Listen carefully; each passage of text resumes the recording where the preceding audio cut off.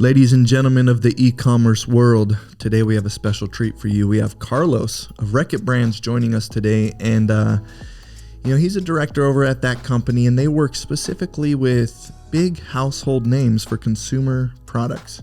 What are some of the brands they work with, Daniel? They work with Clearasil, Lysol, Durex, and a lot of other household brands I'm sure you guys have heard of. I'm not going to list them all off, but he knows his stuff when it comes to this stuff. Yep. So he currently works in the supply chain area, but has held marketing roles in the past. And we talk a lot about marketing and sales for e-commerce on this show. So we're excited to invite him on and see how we as small businesses can adopt some of these principles and practices that some of the mega brands use to push their products in the e-commerce space. Let's bring him on. Ladies and gentlemen, welcome to the eComm Growth Show. Let's go.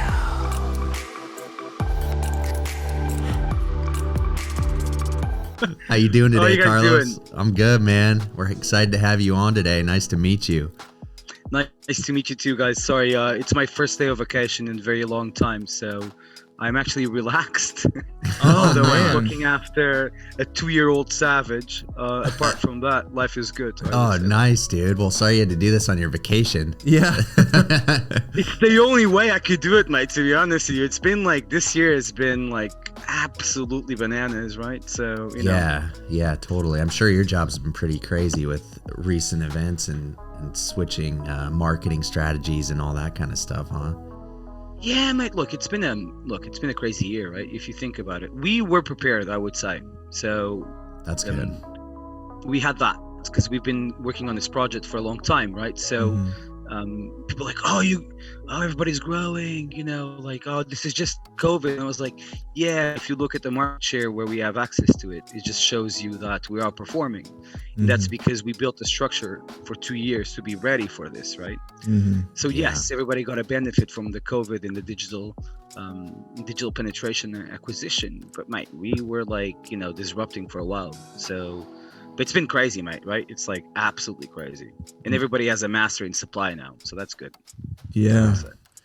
Cool, man. Well, we recorded an intro about you and all that you've been up to aside from this. And then if it's cool, we'd just like to ask you a couple questions kind of around the theme on basically how to apply what you guys are doing over with big brands in e-commerce to, some of these smaller businesses, because that's typically who we work with and that's who our audience is. So we kind of did an intro. Are you cool if we just start asking you some questions?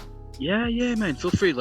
I'm a very informal guy, authentic, if you want to say so. I'll shoot straight with you guys. Don't worry about it.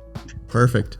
Thanks, dude. So when we're comparing kind of what you do with these bigger brands like Lysol or Durex or Clearasil, and looking at the overall strategy for driving online sales, what is that overall strategy for these household items?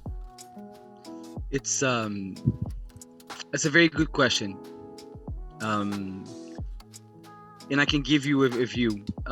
What I would say also is, yes, we're a big household, we're a big company, big OTC company and household company. But people forget that sometimes being so big cuts your speed. So I think that if you have a small organization, you actually have a lot of opportunity to be faster and be more aggressive. But look, the strategy is simple, right? We have a thing that we call the formula, which is very simple. It's basically a combination between UVs, conversion, what we call PCT, which is average basket size. Basically, it's average order value times return rate, and everything we do is behind that. So it depending on your individual brand strategy, whatever you do, because this formula, if you multiply all these parents, it gives you lifetime value. And the key thing in e-commerce is for you to focus on lifetime value, because it's great to get a purchase online, but what you really want is to capture that consumer along his path, along his journey, right? And be relevant. So I can give you, everybody has a strategy. I love people having strategies. For me, it's not about having strategy. It's about you understanding that this is an environment that changes daily, changes weekly. And therefore George obviously wants to contribute to this session. I don't know if you guys can hear him in the It's all background. good, dude. We got kids too, so we get it. So just give me 1 second. I need to get him entertained with something because his iPad just died. Well, not his iPad. It's only 2.5, but Oh, it's good stuff. this is great. This has been a great disruptive interview. No, look, mate, conversation, not interview. Sorry. No, Look, dude, mate, you're what I good. would say is this. What I'm trying to say is this. We can go into more detail, but in the end, whatever you do, you need to have the consumer at heart. Yeah. And you got to think consumer first. The rest, you'll figure out. Mm-hmm. You need to have a purpose, and you have to give the consumer at heart. And if you do that successfully, and there's a million ways that you can do this, you just opt to keep continuously optimizing and understand that this is a space that changes daily, right? Mm-hmm. So you need to keep track of it daily and adapt and be agile daily. Mm-hmm. I don't know if this is exactly the answer you guys were looking for, but it's more like an attitude at the strategy itself. Because as you obsess with trends and obsess with data and obsess with doing what's right for the consumer, Mm-hmm. you can build your strategies and you can change them, right? Yeah. Does that make any sense what I said or not, or am I just in the cloud? No, it totally does. I think it would be helpful, like when you say keeping the consumer at heart, like really focusing on the consumer. Can you give us like just a little bit more of a specific example of, how you would be doing that? Yes, I can. So I'll give you an example. And this is a very technical example, but like, for instance, you mean it, right? Obviously with COVID, they exploded, right? Mm-hmm. We have a brand called Airborne. You're probably familiar with it. Mm-hmm. With COVID, it exploded, right? Yeah. Because people are making sure that they're finding what they need, or at least trying to be protected or supplement some deficiencies, whatever they're looking for, right? Mm-hmm. You need to understand who your shopper is. Who is buying? What are they buying? Are you providing them what they actually want? And you need to understand where the gaps are. With with Hispanics and Afro-Americans, we undertrade. And we need to understand why we undertrade, right? Is it a value proposition? Is it we're not giving them, because they're looking for vitamin C, right? Then you need to understand why, right? Where are these audience? How you target them, right? If you work in the immunity space and your goal is to try to provide a solution to your consumers, and everyone is out of stock besides you, and you know that you're not reaching out to all the audiences you should in the US, or the consumers you should, it's your responsibility to try to get them, and it's your responsibility to understand why you're not talking with these consumers, right? In the end of the day, what matters is that they find the product they want, if it's Airborne or whatever it is, right? It doesn't really matter specifically, but it's our goal in our mission to understand how you provide a solution to consumers in an environment where no one has inventory, right? And then understand who are these shoppers, where they are, right? What are they looking for, and how you can bring them along and keep them within the flywheel. You see what I'm trying to say? Yeah, absolutely. So maybe I'm not giving you exact examples, but like we understood clearly during COVID that we gained share because we were giving access to other consumers that we didn't before. And then it makes you think, why are we not talking to these consumers? And then you have to reformulate your communication strategy and how you approach them, because you should be reaching out to consumers everywhere, right? And you should be basically trying to get your communication targeted to all consumers. Yeah, I love that. And I actually like that advice for people who are trying to, get their online store up and running or building momentum, because we can get lost in like very specific details and tactics and strategies. But like you said, you start with a formula to really understand how to grow your business and, at the end of the day, figure out what your lifetime value is. And then from there, as far as getting it in front of your customers, you just have to understand where they're at and what they need, regardless of if it's your product, and then serve them where they're at. Do you guys, with a brand like Lysol or something like that, they're obviously selling on through several channels and even several online channels. Do you guys, so now that we have kind of that bigger picture, do you guys nuance the way you approach those different online channels, or is it pretty much everything you're doing is repeatable through different channels? So you're asking questions like, do we address different channels in different ways? Yes. In the end, okay, yes, of course we do, right? Because it's tied back to customer strategy, and right, we're trying to in your partnership with the customer, right? So one of the things I was trying to just to reiterate what we were talking before. If you think about Jeff Bezos, or if you think about Sam Mars, oh my God, that's a colleague of mine. I just think about Sam so much. Sam Walton. They wanted to make sure consumers had the product in their hands at the best quality possible at the best price.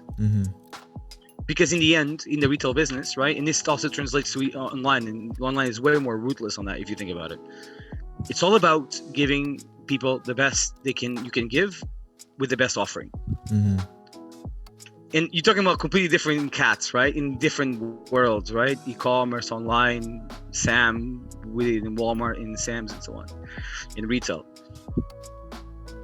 But in the end, when I say consumer at heart, it's like you need to understand your consumer, what they want, what they're looking for. And if you do that and you know that, then you can know how to talk to them. And if you know how to talk to them, then you're going to keep people satisfied and they're going to keep coming back. Digital is no different from that. If I think about, there's principles from an e-commerce standpoint that are the same for Amazon, from what we call bricks and clicks, which is the digital platforms of our brick and mortar partners, like Walmart.com, Target.com, Walgreens.com. But going back, if we think about this, there's things that are common, right? And if you think all this brick and mortar environment has been developing, now you see Walmart with WMG, or you see Target with Rondell. These guys are creating their own media groups. Now Walgreens just announced they're going to have their own media group, right? Recently. If you think about this, like, there's things that are the same, and these guys are trying to become profitable too and communicate within their platforms, right? But you need to basically understand what's your purpose within each account and what you're trying to achieve in each account, right? So your modus operandis will change, and also different platforms have different solutions and different capabilities, right? So you need to adapt to that too. So yes, if I have a strategy for Amazon, it's a strategy for Amazon. If I have a strategy for Walmart, it's a strategy specific to Walmart. If I have a Target, because there's different principles behind it, but there's things which are the same. The media performance marketing, the way of driving value should be something across the board, especially within the mass.com environment, right? So there's parallels. The formula is the same. The one that I was talking to you before. The way you operate according to different platforms, that's what's different, right? Yeah. Again, I don't know, very holistic answer, but I don't know if this answers exactly what you're asking me. But to summarize, it's all about the consumer. There's principles that you have learned in e-commerce you can apply in every different platform. But in the end, you got to think not only the consumer, but where they're shopping and what they're looking for when they're shopping in these environments, right? So the strategy will always be different. Yeah. But they also change. If you think about the impact of COVID, you saw it transfer into a lot of different channels. Like you saw a digital acceleration, you saw grocery exploding, right? And they were looking for different things. They were looking for the convenience. They were concerned about, health and safety and so on, right? So it's a landscape that changes permanently. Then they will go back to something else in the future, or someone else will come, right?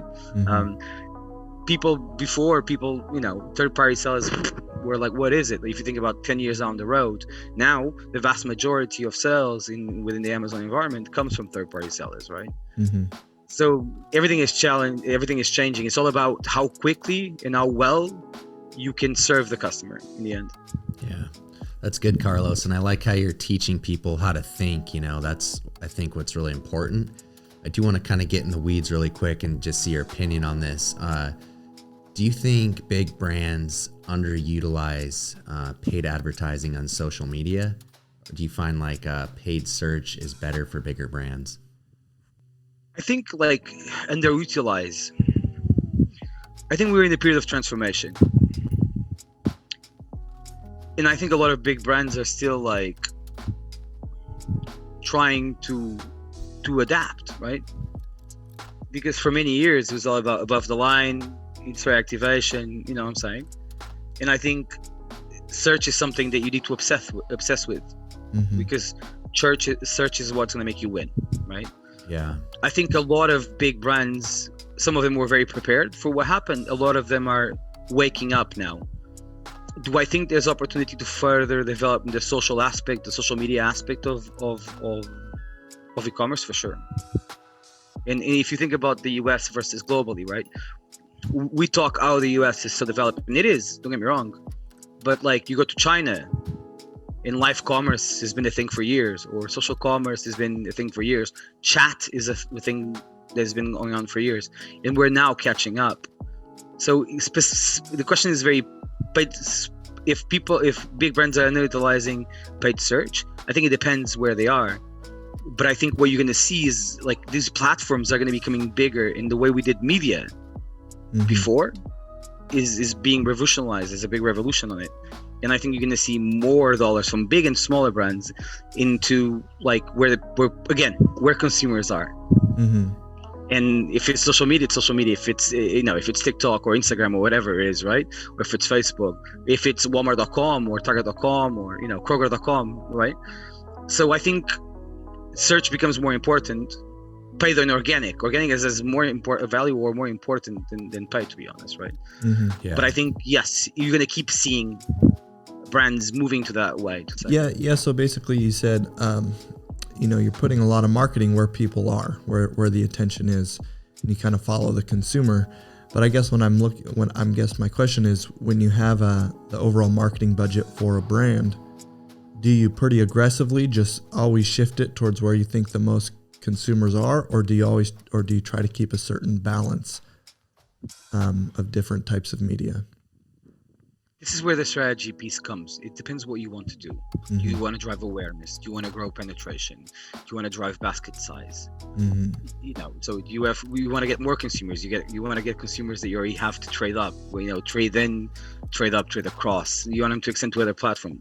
So it depends a lot on what you're trying to achieve, right? So it's not. You need to invest where people are, but you need to understand what exactly you want to do. Look, if I don't want to talk necessarily about a Reckitt specifically a Reckitt brand, but like, you need to understand what people are waiting for, right? If they're browsing, right? It's not a game of impressions. People think it's a game of impressions. If you want to build a brand or drive awareness, it might be. It depends what you want to do, but for me, it's more about quality UVs. Is driving UVs where people are looking for them.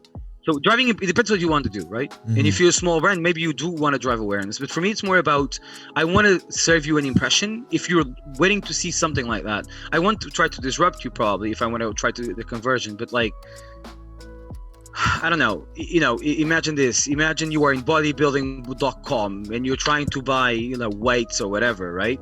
And I serve you an ad on Airborne. Maybe it actually will work, but like, and maybe I serve you an ad of Pampers.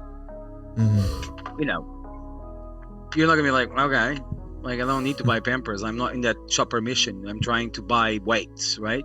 So it's about where you serve and to which you serve the impressions, and depends on what strategy you have behind it. So you need to be wise about your budget, I would say, right? Yeah. Because we don't live in a limited dollar amount, especially if you're a small organization. You got to be smart. What's your tactic? What are you trying to do? And if you're reaching consumers, are you reaching consumers in the right time, in the right moment of the ecosystem? You see what I'm trying to say? Because it's all about ecosystems, how you create ecosystems, and you connect platforms, people, CX, customer experience, right? Media. Okay.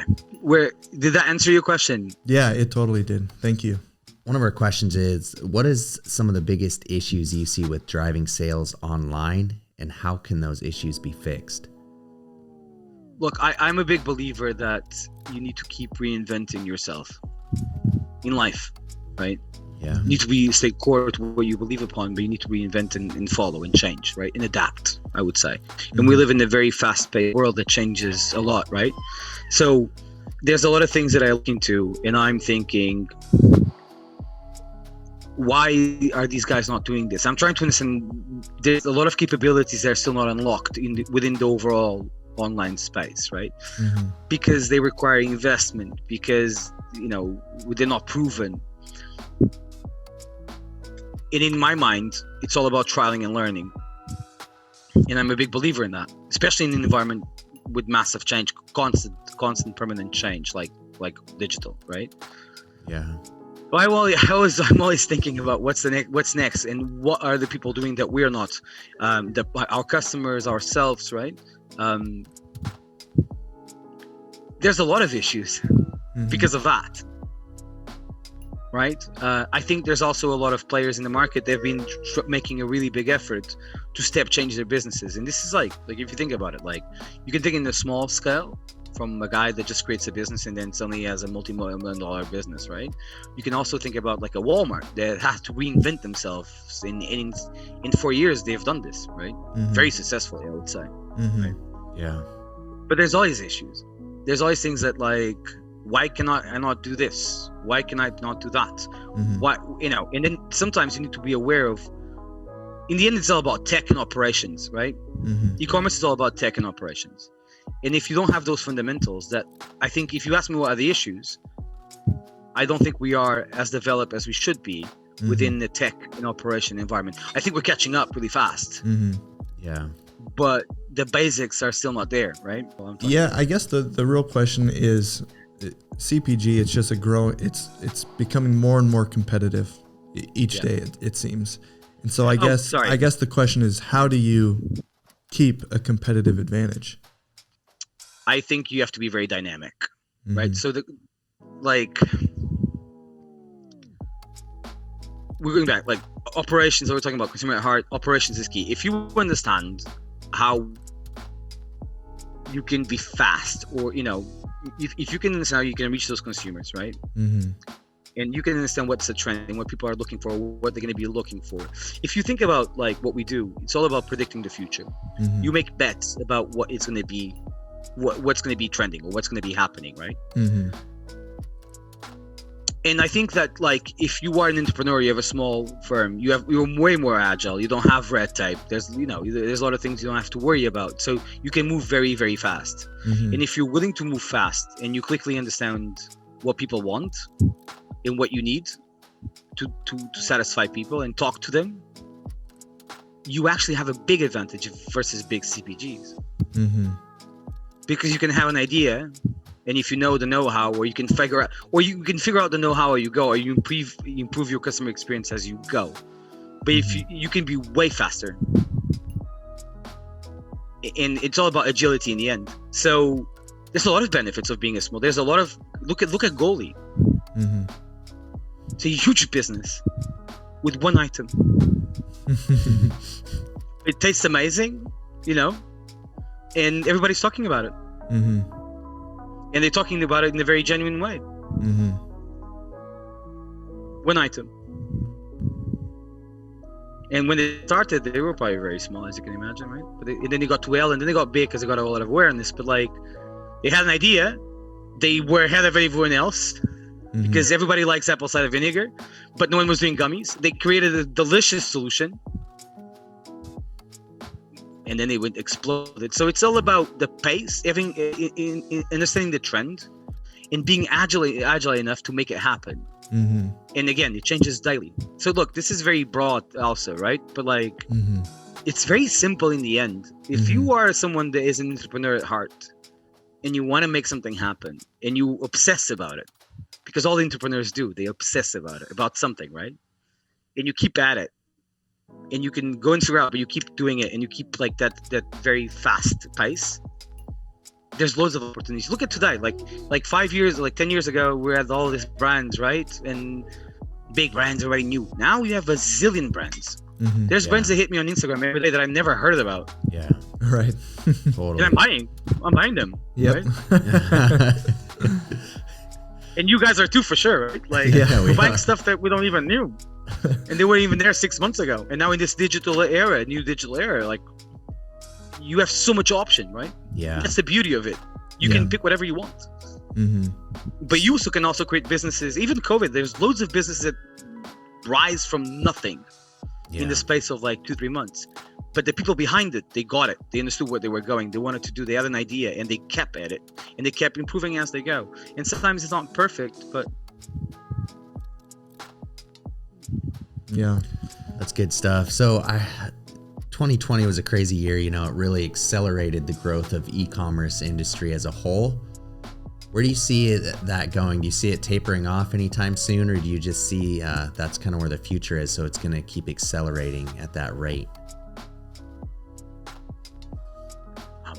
I think this is not going to stop, right? Like, in the end of the day, what people want is convenience.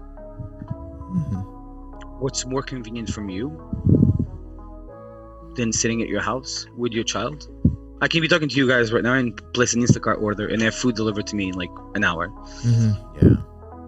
And I'm doing this from the comfort of my home, right? So, yes, I think there's people that try e-commerce for the first time and they, you know, taper off. But like, I think this is a revolution, guys, right? Like, people, it's convenience and it's access and it's improving. The experience is improving. Yeah. So, yeah, this is not going to stop. This is going to keep going, guys. Like, and people think e-commerce is a channel. It's not a channel. It's way bigger than that. Look, guys, I don't know if you know this, but like in China, money is a big thing, right? Money, right? Like printed money, dollars, right? You know, or yens or whatever, right? If you go to China today, no one is using cash. It's all WeChat and Alipay. You go and buy noodles in the street, right? And also, I think what's coming is the fourth big revolution, which is the AI revolution, and this is going to step change the world. And so yeah, this trend is going to keep going, man. Like, there's a book. I don't know if you guys avid readers or not. I was not. It's something that I've been getting. It's called AI Superpowers. I don't know if you heard about it. I haven't. No. And he talks about the AI revolution in China. Like, it's very eye-opening. It's like it's the future. Yeah. If you want to know where we're going to be in 5 years from a e-commerce standpoint, look at China. You have your answer. Yeah, that's awesome. I'm going to have to pick that one up and read it for sure. I was going to have you expand on it, but it sounds like a pretty big topic. I just think you should look, just read it, mate. Just read it. I'll give you an example. Like, money, which is something at core of the culture, gone. People would reward envelopes with money in the new year and so on. Like, that's gone. It's all digital, right? And then obviously these big companies, Alibaba, Tencent, and so on, they're collecting your data and they're trying to predict, you know, where you're going. And they're tracking. They're basically understanding every single moment in your life, and they're, you know, this is the thing about AI, right? Like, it's like they can predict better. They predict behaviors, and with predicting behaviors, they can provide you access to things that you want. So it becomes also, there's a lot of discussion about this, but in the end of the day, if something is providing what you want instead of just random stuff, like you in bodybuilding.com and get a Pampers, right? In the end, it's good, right? And it's convenient for you too. Yeah, totally. A lot of people like to focus on the scary aspect of it too, of where AI is going. but I see a lot of benefits. No one likes to it. change, man. Yeah, no one exactly. likes change, right? That's exactly it. Look, when I started working for Colgate in Portugal, and I was managing a thing called CBP, which is Colgate Business Planning, which is a CRM, and it's a CRM that at the time was, you know, changing their business. And in my first day in the job, there's this very guy with my boss, this guy called Ricardo Cunha, and he told me, there's a sentence from Jack Welch, which is, change before you have to. Yeah, that's good. People don't like change management. Like, people don't like change, man. It's uncertain, you know, like, it gets you out of your comfort zone, right? Yeah. I'm a guy that embraces change. Yeah. Because it's evolution. Yeah. So people are scared of AI, but think about this. Think about in AI. Imagine that now. Because it's going to kill jobs. Yeah, but also will allow you to develop different expertises, and will also give you back time in the future for you to focus on what you really want, like sports, painting, reading. Yeah. So don't be afraid. Humans will be around. You know, like, it's not going to take over. This is not like scientific, a sci-fi film. Like, we'll be around. Totally. Right. And that's such a good message for these small business owners that we're reaching out to is, as an entrepreneur, you have to be open to change and willing to embrace it and be ahead of it and even change before you have to. I love what you said there, Carlos. Yeah, and just the frequency at which you have to change, it's like you said, it's daily. So you better just get used to it if you're gonna be in this space. Yeah. Look, it's crazy, right? Like, things like, I remember when I started in eComm, because I was convinced to go to e-commerce, right? Like, I had a big desk and a big brand, big retailer, right? and I was like, someone told me, like, you gotta go to e-commerce, man. And they were like, I was like, no way. I'm gonna, this is peanuts. I manage this big business. And someone basically gave me perspective, and I looked into it, and I was a busy guy, because I'm a guy that like I work hard. I enjoy what I do. Yeah. And I am a people person, and I've been working with amazing people. So not only I like what I do, but I work with fantastic people. So it's even more enjoyable, right? And he allows me to be on a people development path, if you want to go that way. Yeah. But sorry, I keep losing track here. I forget where you were going to personally. No, mate, because he starts pulling my leg. He's like, I'm talking to you guys like, and he's like pushing my leg. But look, going back to e-commerce, right?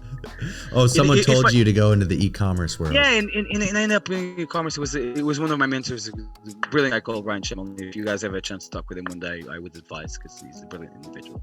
And I was a busy guy, man. I was working hard, a lot of hours and stuff, and because I was running, because I enjoyed it. You know what I'm saying? If I had known. And we had a very fast pace, and my company is known to be a very fast-paced organization. If I had known at the time how much change happens in the space where I work in, mate, I would laugh in your face, like, nah, you're crazy. Like, it's just crazy, man. It changes weekly, daily, right? And we look at daily trends, to be honest with you. And I obsess with it a little bit, because I get fascinating how fast and how much change there is. And it's exciting, guys, right? Like, it's not the same thing every day. Oh, I'm going to go to work, do an Excel sheet. It's more, on my display. It's more about wow, we can do this? Wow. Well, these guys are doing this? Yeah. What? Walmart's gonna buy TikTok? What do you mean? There's drones delivering my food? You see what I'm trying to say? It's so I find this super inspiring, right? Because as I told you guys, I embrace change, and so it's really interesting. So if you're someone that has a small business and you want to make it something, if you have a small business, you're obviously super committed to it. And you're super inspired by it, right? And you run with your heart on your sleeve, to be honest, right? But mate, just embrace it. Just go after digital, because it's the way, right? Look, I'm not saying people are not gonna. If you think about it, the best definition I've heard about e-commerce it was Doug McMillan that said this, which is the seamless. It's about creating seamless, right? And seamless is doesn't matter if I'm in the store, if I'm online, if I want to go and pick it up, if it's delivered to my house. What matters is that I can get what I want without noticing the difference. It's a natural flow, because it's about convenience, and I can pick. And if you think about it that way, going back to some of the points we discussed earlier, it's very important that whatever you do, you make the experience seamless. And why? Because you're trying to satisfy a consumer. And why that's important? Because if you get the consumer satisfied, you create loyalty, right? And that's the gift that keeps on giving. You just need to make sure you're relevant, and for that, you need to keep up, because it changes daily, right? Yeah, man. Well, Carlos, thanks so much for jumping on today. We're gonna wrap up. That's a lot of information. I mean, it's good stuff, and like you said, there's a lot of things that are constantly changing that you need to be on top of. But then there's a couple things, we talked about at the beginning that doesn't change. And even, humans are going to be around. It's always going to be about LTV, and so it's getting solid in the principles and adaptable in the things that we have to like constantly be changing on. So thanks so much for joining us, and yeah, man, we'll catch you next time.